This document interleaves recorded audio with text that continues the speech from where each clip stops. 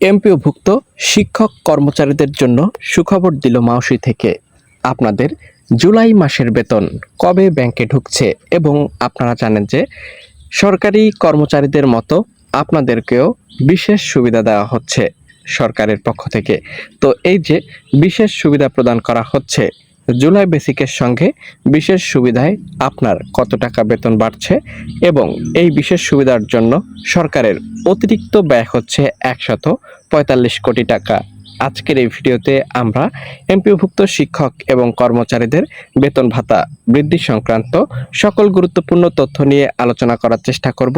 ভিডিওটি প্রথম থেকে শেষ পর্যন্ত দেখবেন। তার আগে আপনাদের সকলের কাছে ছোট করে একটি রিকোয়েস্ট করব, যারা চ্যানেলের নতুন দর্শক এখন পর্যন্ত সাবস্ক্রাইব করেননি, প্রথমে চ্যানেলটিকে সবাই সাবস্ক্রাইব করে দিবেন। দেখতে পাচ্ছেন এখানে শিক্ষক কর্মচারীদের জুলাইয়ের বেতন দিতে অতিরিক্ত লাগছে 145 কোটি টাকা। প্রকাশিত আজকে 26 জুলাই 2025। দেখতে পাচ্ছেন 5টা 53 প্রকাশিত গুরুত্বপূর্ণ আপডেট। চলুন এখানে বিস্তারিত কি কি তথ্য আছে আমরা সেটি আপনাদের মাঝে একে একে উপস্থাপন করব। ভিডিওটি না টেনে প্রথম থেকে শেষ পর্যন্ত দেখুন, জানতে পারবেন গুরুত্বপূর্ণ সকল তথ্য।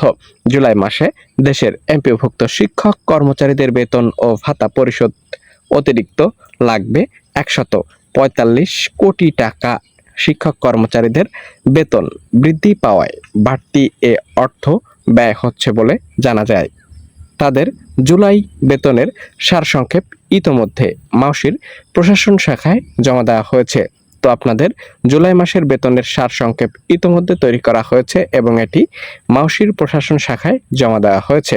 মাধ্যমিক ও উচ্চশিক্ষা অধিদপ্তর মাউসি সূত্রে জানা যায়, দেখতে পাচ্ছেন 4.25 লক্ষ বা 4.25 লাখের বেশি শিক্ষক কর্মচারীদের জন্য জুন মাসের বেতন ভাতা বাবদ 884 কোটি টাকা খরচ হয়েছিল। জুলাই মাসে এ অঙ্ক দাঁড়িয়েছে 1029 কোটি টাকায়। অর্থাৎ শিক্ষক কর্মচারীদের বেতন ভাতা ও বকেয়া পরিশোধ করতে জুন মাসের চেয়ে জুলাই 145 কোটি টাকা অতিরিক্ত ব্যয় করা হচ্ছে। বিষয়টি নিশ্চিত করে মাউসির education management information system EMIS সেলের প্রোগ্রামার দেখতে পাচ্ছেন জহির রায়ান ডেইলি ক্যাম্পাসকে বলেন, জুলাই 2025 এর প্রথম লটে 3 লাখ, দেখতে পাচ্ছেন আপনারা এখানে 78,457 জন শিক্ষক কর্মচারীর জন্য প্রায় 1029 কোটি টাকা বরাদ্দ বা প্রদান করা হচ্ছে।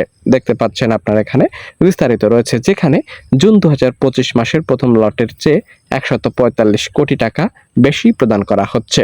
এবং দেখতে পাচ্ছেন গুরুত্বপূর্ণ তথ্য, EMIS সেলের ওই কর্মকর্তারাও বলেন, সকল জনবলের জুলাই মাসের ইনক্রিমেন্ট প্রদান, দেখতে পাচ্ছেন এখানে প্রণোদনা বৃদ্ধি ও অনলাইন অনুমোদিত বকেয়া প্রদানের কারণে বেশি অর্থ প্রয়োজন। পে স্কেলের তারতম্যের ভিত্তিতে এ মাসে প্রত্যেক শিক্ষক কর্মচারীর বেতন বৃদ্ধি পেয়েছে।